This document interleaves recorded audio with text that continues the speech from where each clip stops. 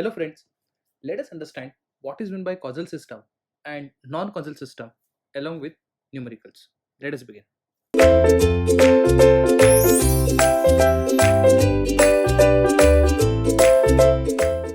So before we start with numericals, we need to understand definition of causal and non-causal system. So causal systems are those systems whose present output depends on present input and at the most past input. If you remember, such type of system we have already done in static and dynamic system. See, static systems are those systems whose present output purely depends on present input only. If it involves other than present input, then it is considered as a dynamic system. So it is quite different system. So you need to just concentrate. It is going to incorporate present input along with past inputs also.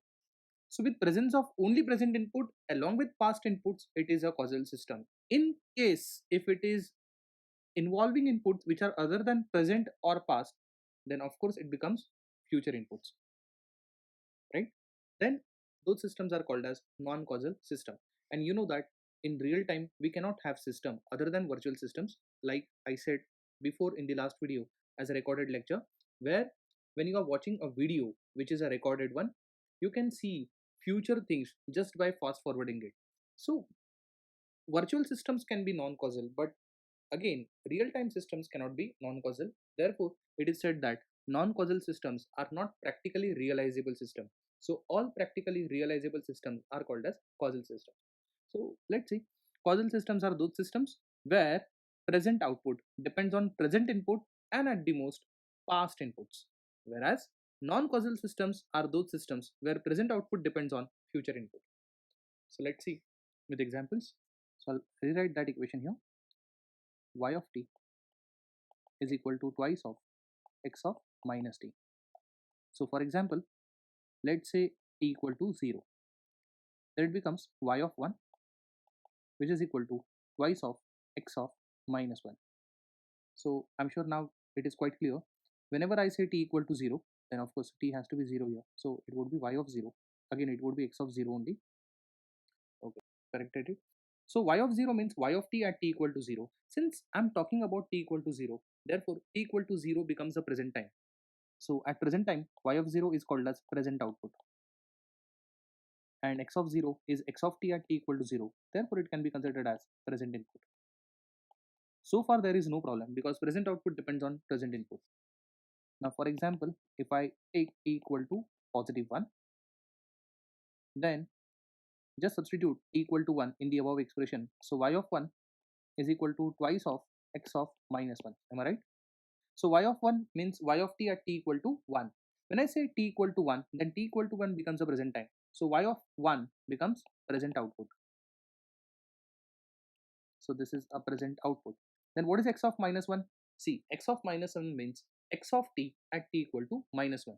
If 1 is a present output, minus 1 will become previous input. So x of minus 1 is a previous input.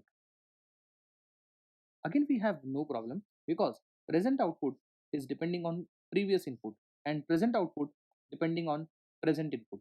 So if present output depends on either present input or past input or previous input, then it is called as a causal system, right? But then if I take negative values of t, let's say t equal to minus 2, then it becomes y of minus 2 equal to twice of x of negative negative will become positive. It becomes x of 2. Now you will see surprising result. See, what is y of minus 2? Since I'm talking about t equal to minus 2 instant, then y of minus 2 is y of t at t equal to minus 2 becomes present output. Is that right? If on the time scale, if minus 2 is present, then there would be t equal to minus 1, t equal to 0, t equal to 1, t equal to 2. So all timestamps which is minus 2 onwards are referring to future, right?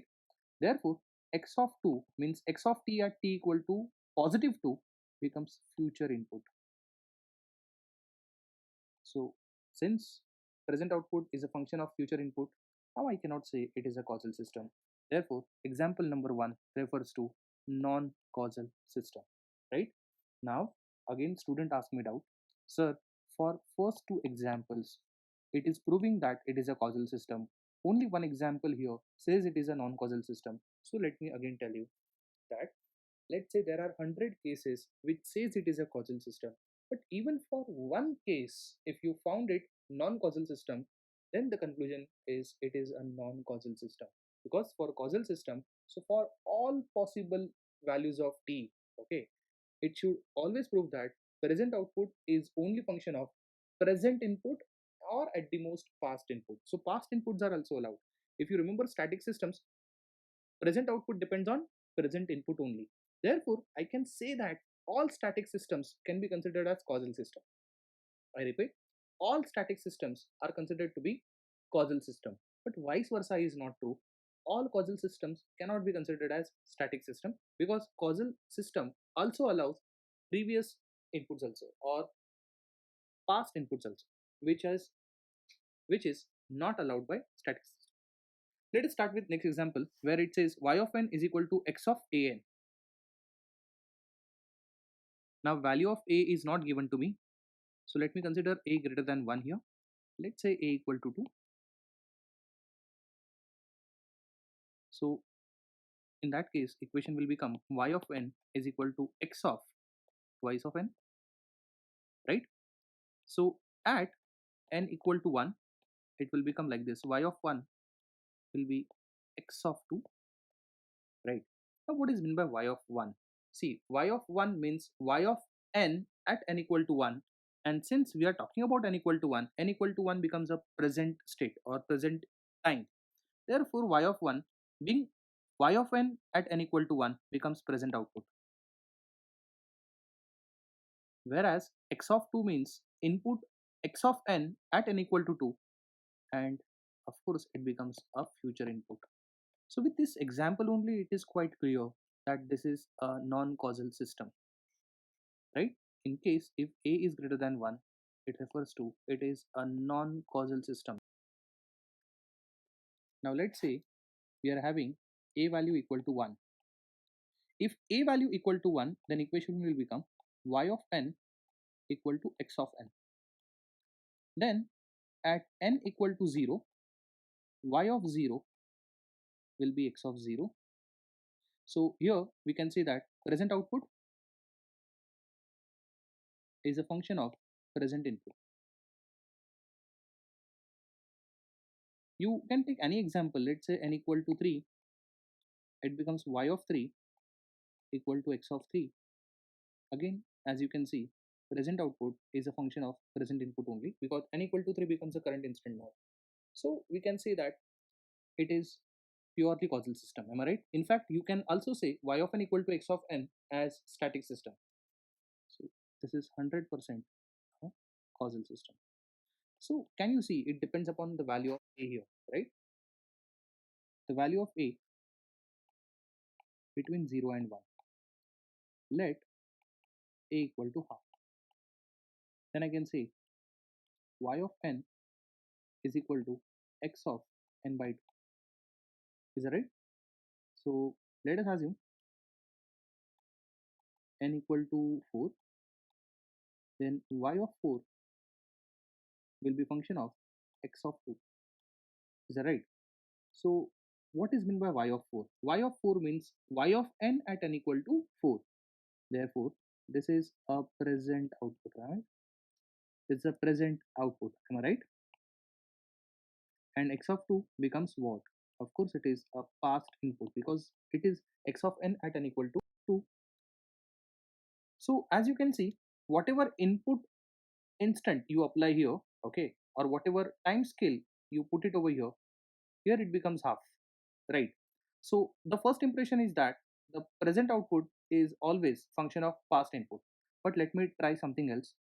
Let n equal to minus 4. If n equal to minus 4, then y of minus 4 will become how much? X of minus 2, right? On time scale, if you see minus 2, minus 3, minus 4. So minus 4 is considered as a present state, okay, or present time. So y of minus 4 is a present output. but x of minus 2. If y of minus 4 depends on x of minus 2, let me tell you, it is showing you future input. And since now y of n depends on future input, okay, therefore it is a non-causal system. So when the value of a lying between 0 to 1, it is non-causal.